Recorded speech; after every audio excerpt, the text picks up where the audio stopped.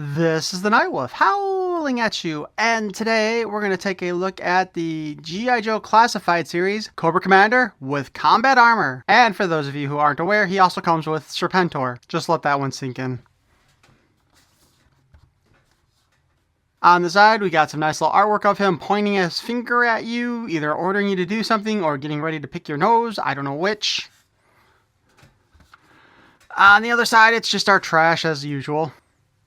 And finally on the back, we got a product shot where it looks like they are actually trying to do the same pose that they have the artwork for, which is kind of what I try to do sometimes on occasion, but don't always succeed. It also looks like he's wearing the alternate head in the product shot there. You also see a picture of his backpack, which I don't know why it's designed to look like that. They probably should have added a shield handle to it, to be honest with you.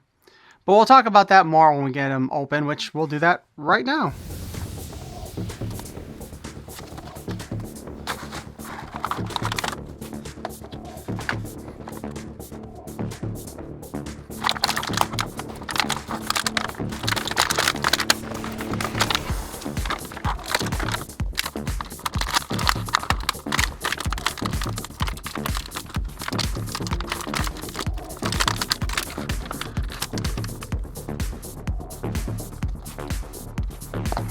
Dude, he has got some of the loosest ankle joints I have seen in a figure in a long time. That is not good. Look at that. I think this is the first time in a while I've actually been able to see the full joint. So I wonder, can I push it all the way in and will it work better? It just comes right back out. So that's an issue right there on the bat. Let's go ahead and talk about his head. This is head sculpt number 1. You might note it looks like it's got some reptilian eyes, and that's because it does have reptilian eyes. So for those of you who aren't aware, spoiler alert, after Sunbow, after the Sunbow cartoon,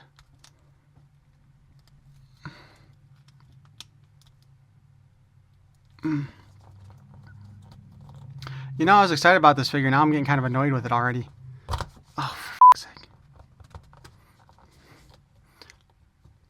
As I was trying to say, after the Sunbow cartoon finished its run, this second G.I. Joe series was done. Basically after the movie, really, is where it fell. And it was done by DIC, or Deke. Deke! And it was interesting, but not as good as the Sunbow. However, again, spoiler alert if you haven't seen it, and if you haven't, well, it's too bad, I guess. I'm sure you can find it online to watch. I got lucky enough to get the DVDs for it, back when they sold them. But basically, as you might recall from G.I. Joe the movie, Cobra Commander, it basically turned into this thing. Although, in fact, I think he went full 100% Snake by the time the movie was over with. I don't think he had arms anymore, but I can't remember. But yeah, Cobra Commander became like this. What ended up happening was, once Cobra Law was defeated, somehow everybody turned against Serpentor, and they wanted Cobra Commander back. Yeah, kind of weird, huh? As they all turned against him. Or at least the Baroness wanted Cobra Commander back. So she used some weird magic mystical malarkey to transform that back into a man shape. I was once a man. It's working, Commander! The Dragonfire is working! And then they gave him the battle armor as his new uniform. Commander, I found this in my hovercraft. One of my uniforms. And for that first set of episodes, which I think it was set up like a mini-series again, where it was like 3 to 5 episodes, something to that effect. And for that part of the run, I believe he did in fact have the snake lizard eyes there. And then every time after that, they kind of forgot they had done that and went back to this sort of thing, which was kind of the head on the original toy to start with. Which, the only real difference between these two... Oh, hey. You know, believe it or not, these are actually different head sculpts, too. Like, I had assumed that they were just painted differently. But no, the actual eye holes, the eyes are different on both of them. Because the reptile eyes bulge out and the human eyes do not.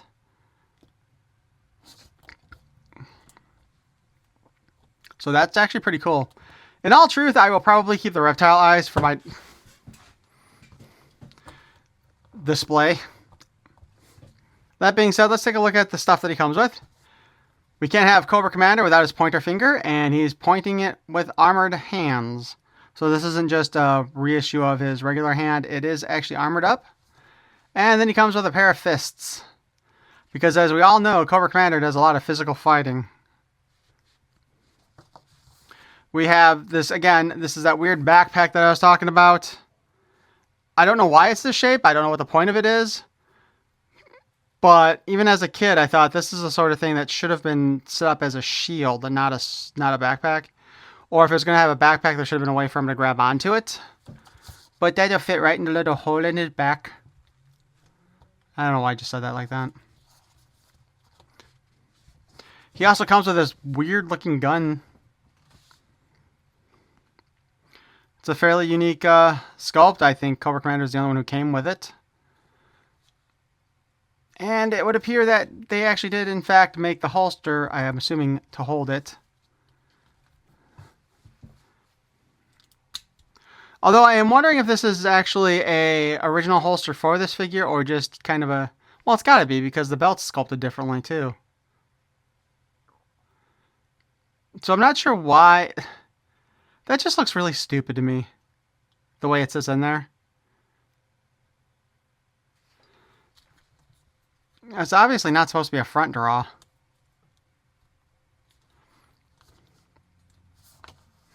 To me, it really needed to have like an opening, like go up further on the side here with like an opening there, and maybe sit a little bit lower down on his hip.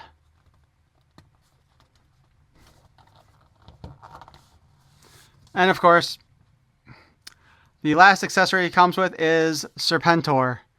Because in that same episode where Cobra Commander is turned back into a man, they turn Serpentor into an iguana. A bearded iguana, apparently, I think, is what this is. If I'm wrong, let me know.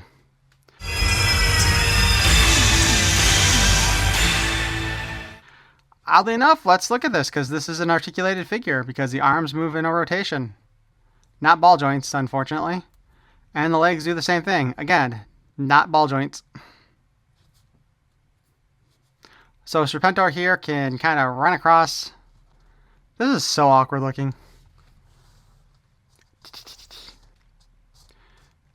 I believe they actually put Serpentor in a terrarium afterwards too. So that being said, let's take a look at our Cobra Commander's articulation here.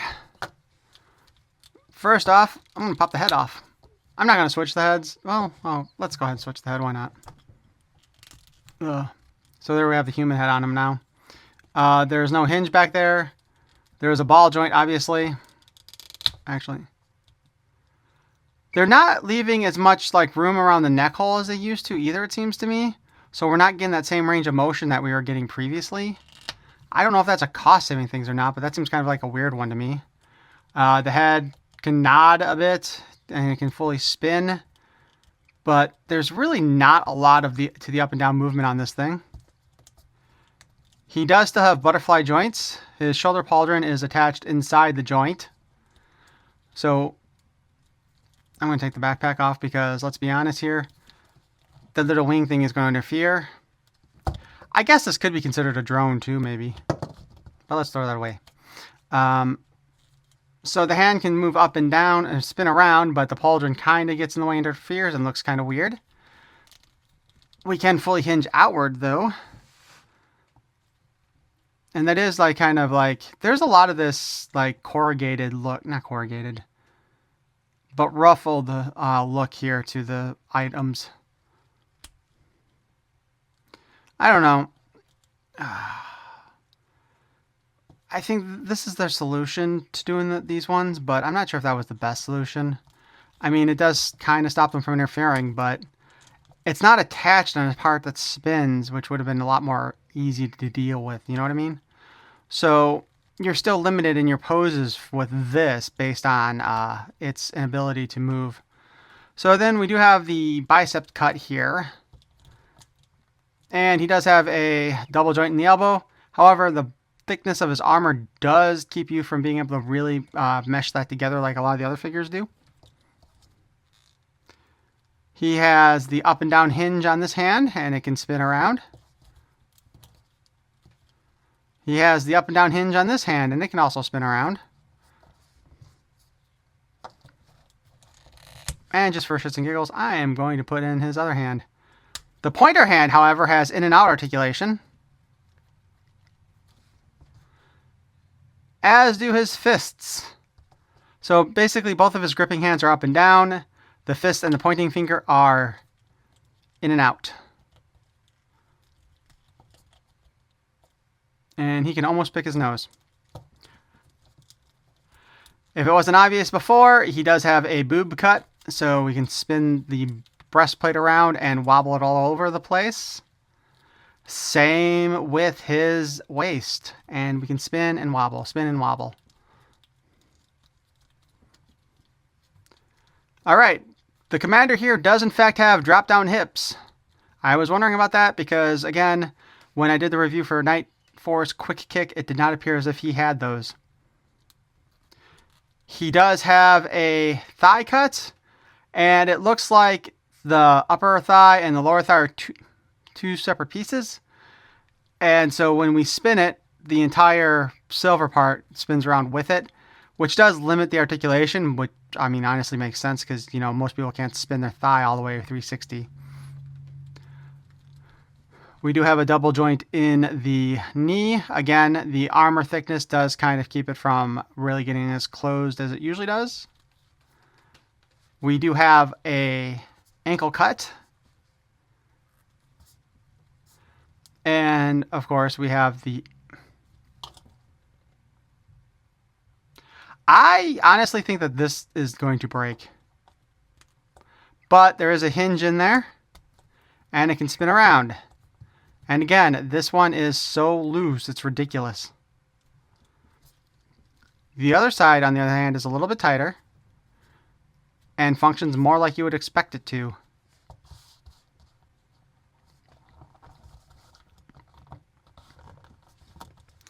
Yeah, I'm not a big fan of the way they set up this holster with this gun. I think what they should have gone ahead and done for us in this case is given us a regular pistol to put in there and then just had that as a separate handgun. Maybe make a little addition to the backpack so it could hold on to that gun. That would have made some sense, wouldn't it? That being said, I do not actually have this Cobra Commander in my collection. I do, however, have what they did a few years later as one of the anniversary figures, which is in black.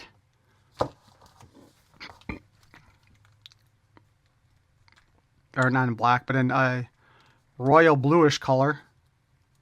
He did not come with all the same equipment, however, but he does have the same head sculpt. Honestly, I'm not even 100% sure that that is all of a... if that is the Battle Armor Cobra Commander from the 80s just repainted, or if they just took parts from that one and parts from some other figure. Because as you can tell, the chest plates are way different. Well, I guess not way different, but... Okay, so the chest plates are fairly different. This is a little more... Honestly, it looks better than this one, where it's like kind of tiny and stuff. Because it looks like it's like a wrinkled shirt with some armor on top of it, whereupon that looks like a wrinkled shirt with a heavy-duty armor on it. But as you can see, the belts kind of look the same. And you can kind of see where this translated into that. And then, of course, there's this little holster on the side of this one. Which, again, I think they would have been better off just going ahead and giving us a regular sidearm for that. Of course, the funny thing about this anniversary one was, he didn't come with any of the Battle Armor Cobra Commander stuff, but he came with the original Cobra Commander's gun. And I believe this was part of a 3-pack with the Baroness and Destro as well. Since this figure did in fact exist in the 80s, we do have his file card. We have Cobra Commander with Battle Armor. File name, Classified. Cobra Commander likes to be up front in the thick of the action when his Vipers, Eels, and Sieges confront the G.I. Joe team. To protect their leader in the heat of battle, the best technical minds of Destro's armament factory create a special suit of body armor that combines flexible, bulletproof polymer fabrics with beryllium steel plate components. The entire suit is air-conditioned, solvent-resistant, and ray-shielded. The helmet is fitted with an integral camo system, internal readouts for environmental quality, and miniaturized computer display. At least we don't have to worry about Cobra outfitting whole units with these suits. Each one costs about as much as a jet fighter. The plate parts can withstand a direct hit from a heavy machine gun, and the flexible parts will stop anything up to a .357 Magnum. We suspect that the helmet has an anti-tamper device with a direct hookup to a half-pound of plastic explosive. I don't know about you, but I cannot see the Cobra Commander wearing a half-pound of plastic explosive on his head just to keep his identity secret. Because if you're at that point already, I don't think it really matters, do you? This figure has been strangely anticipated by a lot of people, and it is actually a cool version of Cobra Commander. I really do like the design. I am super disappointed in that way that foot is, though.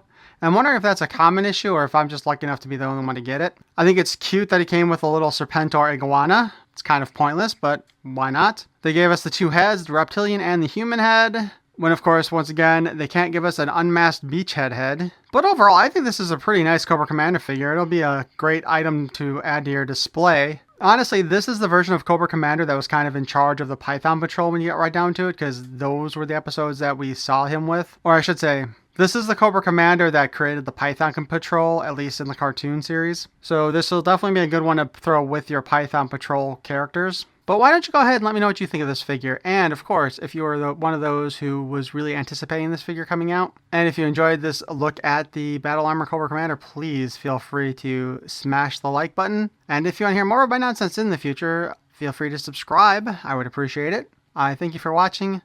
Peace and love.